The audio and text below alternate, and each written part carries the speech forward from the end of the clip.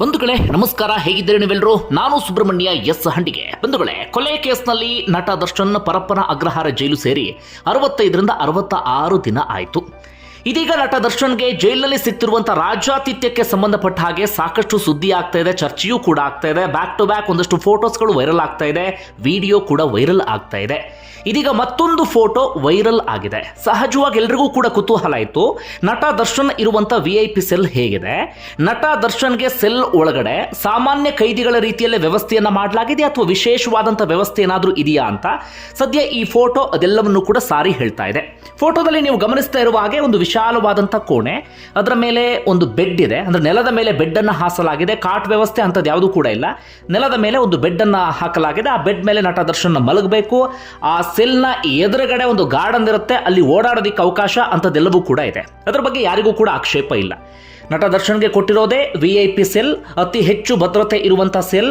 ಆ ಸೆಲ್ ಇರೋದೇ ಹೀಗೆ, ಕಾಟ್ನ ವ್ಯವಸ್ಥೆ ಇರೋದಿಲ್ಲ, ನೆಲದ ಮೇಲೆ ಬೆಡ್ಡನ್ನು ಹಾಸಿಕೊಡ್ತಾರೆ, ಒಂದು ಸಣ್ಣ ಪುಟ್ಟ ಸೌಕರ್ಯ ಅಂಥದ್ದೆಲ್ಲವೂ ಕೂಡ ಇರುತ್ತೆ.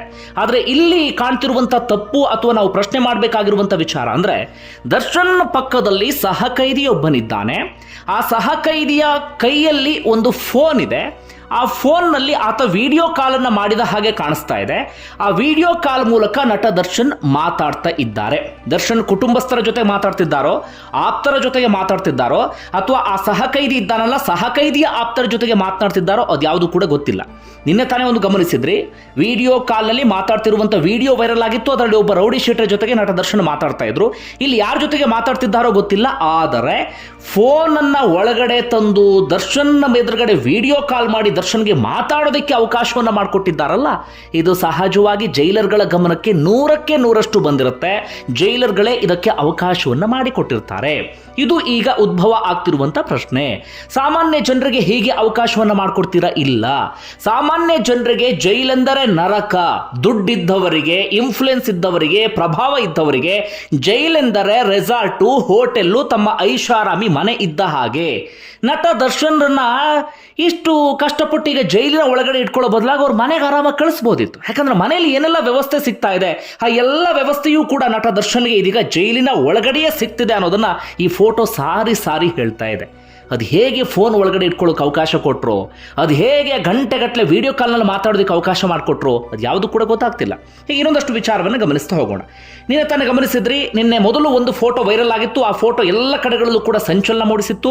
ಓರ್ವ ಕೈದಿ, ವೇಲು ಎನ್ನುವಂಥ ಕೈದಿ, ತನ್ನ ಫೋನ್ ಮೂಲಕ ಆ ಫೋಟೋವನ್ನು ತೆಗೆದು ತನ್ನ ಹೆಂಡತಿ ಕಳಿಸಿದಂತೆ. ಹೆಂಡತಿ ಎಲ್ರಿಗೂ ಕೂಡ ಕಳಿಸಿ ಖುಷಿ ಪಟ್ಟಿದ್ರು. ಅದಾದ ಬಳಿಕ ಆ ಫೋಟೋ ವೈರಲ್ ಆಗಿ ಮಾಧ್ಯಮದವರ ಕೈಗೂ ಕೂಡ ಸಿಕ್ತು. ಆ ಫೋಟೋದಲ್ಲಿ ನೀವು ಗಮನಿಸ್ತಾ ಇರುವ ಹಾಗೆ ರೌಡಿ ಶೀಟರ್ ಅಥವಾ ದೊಡ್ಡ ನಟೋರಿಯಸ್ ರೌಡಿ ವಿಲ್ಸನ್ ಗಾರ್ಡನ್ ನಾಗ, ಮತ್ತೊಬ್ಬ ರೌಡಿ ಕುಳ್ಳಸೀನಾ, ಹಾಗೆ ದರ್ಶನ್ ಆಪ್ತ ಸಹಾಯಕ ಅಥವಾ ಮ್ಯಾನೇಜರ್ ಆಗಿರುವಂಥ, ಹಾಗೆ ಈ ಕೊಲೆ ಪ್ರಕರಣದ A11 ಆಗಿರುವಂಥ ನಾಗರಾಜ್ ಕೂಡ ಇದ್ದ. ಆ ಫೋಟೋವನ್ನು ನೀವೆಲ್ಲರೂ ಕೂಡ ಗಮನಿಸಿದ್ರಿ. ಆ ಫೋಟೋದಲ್ಲಿ ಸಿಗರೇಟ್ ಹಿಡ್ಕೊಂಡು, ಕೈಯಲ್ಲಿ ಕಾಫಿ ಕಪ್ ಇಟ್ಕೊಂಡು ಆರಾಮಾಗಿ ಕೂತ್ಕೊಂಡು ಹರಟೆ ಹೊಡಿತಿರುವಂಥ ವಿಚಾರ ತೀವ್ರ ಆಕ್ಷೇಪಕ್ಕೆ ಕಾರಣ ಆಗಿತ್ತು. ಅದಾದ ಬಳಿಕ ಅದರ ಹಿಂದೆನೇ ಮತ್ತೊಂದು ವಿಡಿಯೋ ವೈರಲ್ ಆಗಿಬಿಡುತ್ತೆ. ಅದು ವಿಡಿಯೋ ಕಾಲ್ನಲ್ಲಿ ಮಾತಾಡ್ತಿರುವಂಥ ವಿಡಿಯೋ. ಇದೆಲ್ಲವೂ ಕೂಡ ಇದೀಗ ತೀವ್ರ ಆಕ್ರೋಶಕ್ಕೆ ಕಾರಣ ಆಗಿದೆ. ಇದಾಗ್ತಾ ಇದ್ದ ಹಾಗೆ ಅಧಿಕಾರಿಗಳು ಎಚ್ಚೆತ್ತುಕೊಂಡ್ರು. ಎಲ್ಲವೂ ಕೂಡ ಗೊತ್ತಿರುತ್ತೆ, ಮುಂಚೆನೂ ಇಂಥದ್ದು ಬೇಕಾದಷ್ಟು ಬಾರಿ ನಡೆದಿದೆ. ಒಂದಷ್ಟು ಸಂದರ್ಭದಲ್ಲಿ ಹೊರಗಡೆ ಬಂದಿದೆ, ಬಹುತೇಕ ಸಂದರ್ಭದಲ್ಲಿ ಹೊರಗಡೆ ಬಂದಿಲ್ಲ. ಕೊನೆಗೂ ಅಧಿಕಾರಿಗಳು ಎಚ್ಚೆತ್ತುಕೊಂಡ್ರು. ಯಾರ್ಯಾರು ಈ ರೀತಿಯಾಗಿ ಜೈಲಿನ ಸಿಬ್ಬಂದಿ ಅವಕಾಶವನ್ನು ಮಾಡಿಕೊಟ್ಟಿದ್ರು ಅವ್ರ ಮೇಲೆ ಕ್ರಮ ತೆಗೆದುಕೊಳ್ತೀವಿ ಅಂತ ನಿನ್ನೆನೇ ಹೇಳಿದ್ರು. ಇವತ್ತು ಇದಕ್ಕೆ ಸಂಬಂಧಪಟ್ಟ ಹಾಗೆ ಗೃಹ ಸಚಿವರಾಗಿರುವಂಥ ಡಾಕ್ಟರ್ G. ಪರಮೇಶ್ವರ್ ಮಾಧ್ಯಮಗಳ ಮುಂದೆ ಮಾತಾಡಿದ್ರು. ಸದ್ಯ 7 ಜೈಲಿನ ಅಧಿಕಾರಿಗಳನ್ನ ಸಸ್ಪೆಂಡ್ ಮಾಡಲಾಗಿದೆ.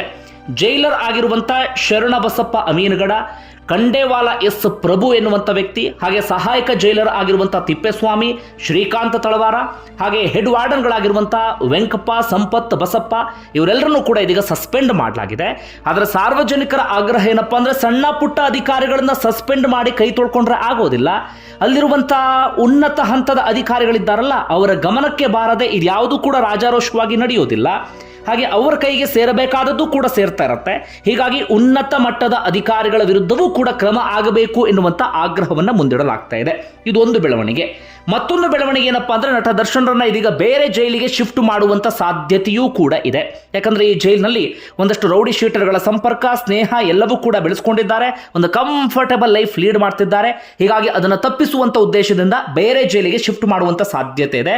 ಅಥವಾ ವಿಲ್ಸನ್ ಗಾರ್ಡನ್ ನಾಗ, ಕುಳ್ಳ ಸೀನಾ ಈ ರೀತಿಯಾಗಿ ದರ್ಶನ್ ಜೊತೆಗೆ ಯಾರು ಆಪ್ತರಾಗಿದ್ದಾರೋ ಅವರನ್ನ ಬೇರೆ ಜೈಲಿಗೆ ಶಿಫ್ಟ್ ಮಾಡುವ ಕುರಿತಾಗಿ ಯೋಚನೆ ಮಾಡಲಾಗ್ತಿದೆ.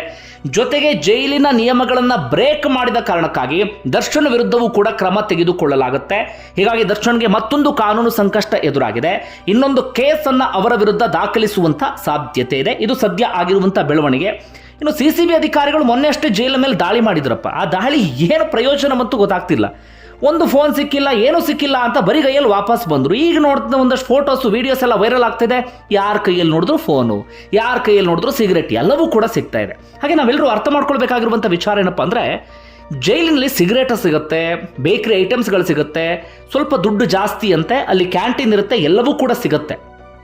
ಅದರ ಬಗ್ಗೆ ಯಾರ ಆಕ್ಷೇಪವೂ ಕೂಡ ಇಲ್ಲ. ದರ್ಶನ್ ಸಿಗರೆಟ್ ಸೇರಿದ್ರ ಬಗ್ಗೆ ಆಕ್ಷೇಪ ಇಲ್ಲ. ಸಿಗರೆಟ್ ಸಿಗತ್ತೆ, ಸೇದೋದಕ್ಕೂ ಕೂಡ ಅವಕಾಶವನ್ನು ಮಾಡಿಕೊಡ್ತಾರೆ. ಅದರಲ್ಲಿ ಇರುವಂಥ ಆಕ್ಷೇಪ ಏನಪ್ಪ ಅಂದರೆ, ಆ ಗಾರ್ಡನ್ನಲ್ಲಿ ಆರಾಮಾಗಿ 4 ಜನ ಹರಟೆ ಹೊಡ್ಕೊಂಡು ಕೂತ್ಕೊಂಡು ಸಿಗರೆಟ್ ಸೇರ್ತಾ ಇದ್ರಲ್ಲ, ಅದ್ರ ಬಗ್ಗೆ ಆಕ್ಷೇಪ.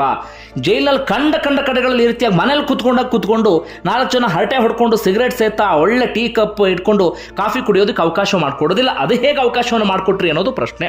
ಜೊತೆಗೆ ಜೈಲರ್ಗಳಿಗೆ ಸೇರಬೇಕಾದದ್ದು ಸೇರ್ತಾ ಇರುತ್ತೆ. ಜೈಲರ್ಗಳು ಇಂಥವರಿಗೆ ಅವಕಾಶವನ್ನು ಮಾಡಿಕೊಡ್ತಾ ಇರ್ತಾರೆ. ಹಾಗೆ ಇಲ್ಲಿ ಇನ್ನೊಂದು ಪ್ರಶ್ನೆ ಉದ್ಭವ ಆಗುತ್ತೆ. ದರ್ಶನ್ ಅಭಿಮಾನಿಗಳು ಬಯಸ್ತಾ ಇದ್ದಿದ್ದೇನಪ್ಪ ಅಂದರೆ, ದರ್ಶನ್ ಒಂದು ತಪ್ಪನ್ನು ಮಾಡಿಬಿಟ್ಟಿದ್ದಾರೆ. ಆದರೆ ಜೈಲಿನಿಂದ ಹೊರಗಡೆ ಬರುವಂಥ ಸಂದರ್ಭದಲ್ಲಿ ಒಳ್ಳೆ ವ್ಯಕ್ತಿಯಾಗಿ ಹೊರಗಡೆ ಬರಲಿ ಅನ್ನೋದು ತುಂಬ ಜನರ ಆಶಯ ಆಗಿತ್ತು. ಆದರೆ ದರ್ಶನ್ ಆ ರೀತಿಯಾಗಿ ಆಗುವ ಹಾಗೆ ಕಾಣಿಸ್ತಾ ಇಲ್ಲ. ಕಾರಣ, ಜೈಲಿನ ಒಳಗಡೆ ನಟೋರಿಯಸ್ಗಳ ಸಂಪರ್ಕ, ಸ್ನೇಹವನ್ನು ಬೆಳೆಸ್ಕೊಂಡಿದ್ದಾರೆ. ಅದಕ್ಕೆ ಉದಾಹರಣೆ ಅಂದರೆ ವಿಲ್ಸನ್ ಗಾರ್ಡನ್ ನಾಗ. ಈತನ ವಿರುದ್ಧ ಹೆಚ್ಚು ಕಡಿಮೆ 23 ಅಪರಾಧ ಪ್ರಕರಣ ಇದೆ. 8 ಕೊಲೆ ಕೇಸ್ನಲ್ಲಿ ಈತ A1 ಆರೋಪಿ. ಜೊತೆಗೆ ಸಣ್ಣ ಪುಟ್ಟ ಕಳ್ಳತನ ಮಾಡ್ಕೊಂಡಿದ್ದಂಥ ವ್ಯಕ್ತಿ ಹಲ್ಲೆ ಮಾಡುವ ಹಂತಕ್ಕೆ ಹೋಗಿ, ಅದಾದ ಬಳಿಕ ಕೊಲೆ ಮಾಡುವ ಹಂತಕ್ಕೂ ಕೂಡ ಹೋಗಿ ಬ್ಯಾಕ್ ಟು ಬ್ಯಾಕ್ ಜೈಲಿಗೆ ಹೋಗೋದು, ಹೊರಗಡೆ ಬರೋದು, ಇದನ್ನು ಮುಂದುವರಿಸ್ಕೊಂಡು ಹೋಗ್ತಿದ್ದಾನೆ Wilson Garden Naga. Notorious rowdy. ನಿರ್ದಯವಾಗಿ ಅದೆಷ್ಟೋ ಜನರ ಪ್ರಾಣವನ್ನು ತೆಗೆದು ಬಿಟ್ಟಿದ್ದಾನೆ. ಈತನ ಸ್ನೇಹ ಸಂಪರ್ಕವನ್ನು ದರ್ಶನ್ ಬೆಳೆಸ್ಕೊಂಡಿದ್ದಾರೆ. ಇನ್ನು ಹೇಗೆ ದರ್ಶನ್ ಜೈಲಿನಿಂದ ಹೊರಗಡೆ ಬರುವಾಗ ಮನಪರಿವರ್ತನೆಯಾಗಿ ಬರೋದಕ್ಕೆ ಸಾಧ್ಯ? ಇನ್ನೊಬ್ಬ ವಿಡಿಯೋ ಕಾಲ್ನಲ್ಲಿ ಮಾತಾಡಿದ್ರಲ್ಲ, ಅದು ಯಾರು ಅಂತ ಗಮನಿಸ್ತಾ ಹೋಗೋದಾದ್ರೆ, ದರ್ಶನ್ ಕೈಗೆ ಫೋನನ್ನು ತಂದು ಕೊಟ್ಟಂಥವನು ಕೊಲೆ ಕೇಸಿನ ಮೇಲೆ ಒಳಗಡೆ ಇರುವಂತಹ ಧರ್ಮ ಎನ್ನುವಂಥ ರೌಡಿ, ರಿಯಲ್ ಎಸ್ಟೇಟ್ ಉದ್ಯಮಿ ಕೂಡ ಹೌದು. ದರ್ಶನ್ ಜೊತೆಗೆ ಫೋನ್ನಲ್ಲಿ ಮಾತನಾಡಿದಂತಹ ವ್ಯಕ್ತಿ ಸತ್ಯ ಎನ್ನುವಂಥ ರೌಡಿ. ಉಲ್ಟಾ ಮಚ್ಚಲ್ಲಿ ವಿದ್ಯಾರ್ಥಿಗಳ ಮೇಲೆ ಹಲ್ಲೆ ಮಾಡಿ ಜೈಲಿಗೆ ಹೋಗಿ ಜಾಮೀನಿನ ಮೇಲೆ ಹೊರಗಡೆ ಬಂದಿದ್ದ. ಆತ ವಿಡಿಯೋ ಕಾಲ್ ಮಾಡಿದಾಗ ತಾನು ಬಿಲ್ಡಪ್ ಕೊಡೋದಕ್ಕೆ ಒಂದಷ್ಟು ಜನರಿಗೆ ಆ ವಿಡಿಯೋವನ್ನು ರೆಕಾರ್ಡ್ ಮಾಡ್ಕೊಂಡು ಕಳಿಸ್ಬಿಟ್ಟಿದ್ದ. ಅದೇ ವಿಡಿಯೋ ಇದೀಗ ವೈರಲ್ ಆಗಿ ದರ್ಶನ್ಗೆ ಇದೀಗ ಕಂಟಕವನ್ನು ತಂದಿದೆ. ಇದು ಸದ್ಯದ ವಿಚಾರ. ಒಟ್ಟಾರೆಯಾಗಿ ಜೈಲು ಅಂದಾಗ ನಾವೆಲ್ಲರೂ ಬೇರೆ ಕಲ್ಪನೆಯಲ್ಲಿ ಇದ್ವಿ. ಜೈಲಂದ್ರೆ ನರಕ, ಜೈಲಂದ್ರೆ ಹಿಂಸೆ, ಅಯ್ಯೋ ಹಾಗಾಗತ್ತೆ ಹೀಗಾಗತ್ತೆ. ಹೌದು, ಸಾಮಾನ್ಯ ಕೈದಿಗಳು ಹೋದಾಗ ಜೈಲು ನರಕವೇ. ಅವರು ಕಷ್ಟವನ್ನು ಅನುಭವಿಸ್ತಾರೆ. ಆದರೆ ಯಾರು ಪ್ರಭಾವಿಗಳು ಹೋಗ್ತಾರೋ, ದುಡ್ಡಿದ್ದವರು ಹೋಗ್ತಾರೋ, ಅವರೆಲ್ಲರೂ ಕೂಡ ಜೈಲನ್ನು ತಮಗೆ ಬೇಕಾದ ರೀತಿಯಲ್ಲಿ ಬದಲಿಸಿಕೊಂಡು ಬಿಡ್ತಾರೆ. ರೆಸಾರ್ಟ್ ವಾತಾವರಣ ಹೇಗಿರುತ್ತೆ ಅಂತಹ ವಾತಾವರಣವನ್ನು ಸೃಷ್ಟಿ ಮಾಡಿಕೊಂಡು ಆರಾಮಾಗಿ ಕಾಲ ಕಳೀತಾರೆ. ಇದಕ್ಕೆ ಬೆಸ್ಟ್ ಎಕ್ಸಾಂಪಲ್ ಅಂದರೆ ನಟ ದರ್ಶನ್. ಇದು ನಮ್ಮ ವ್ಯವಸ್ಥೆ, ಹೊಡಿರಿ ಚಪ್ಪಾಳೆ ಅನ್ನುವಂಥ ಮಾತನ್ನು ಹೇಳಬೇಕು. ಬಂಧುಗಳು, ನಿಮಗೆ ಏನಿಸ್ತಾ ಅದನ್ನು ಕಮೆಂಟ್ ಬಾಕ್ಸಲ್ಲಿ ಮೆನ್ಷನ್ ಮಾಡಿ. ಧನ್ಯವಾದ ವಿಡಿಯೋ ನೋಡಿದ್ದಕ್ಕಾಗಿ.